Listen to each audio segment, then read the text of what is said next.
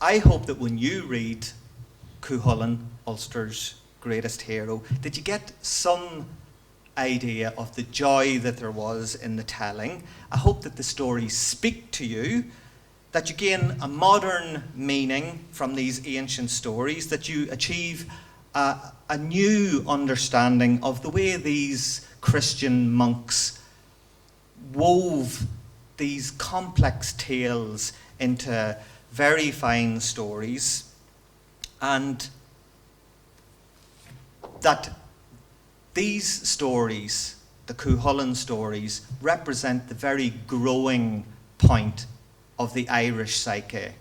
The Irish psyche that is driving each and every one of you, whether you know it or not. So these stories, they don't come from a world of economics or a world of science or a world of logic.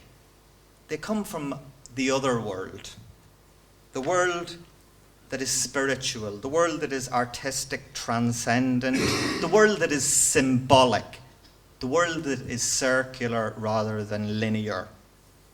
The stories ask us, whisper. The stories whisper to us to be free spirits, to be passionate.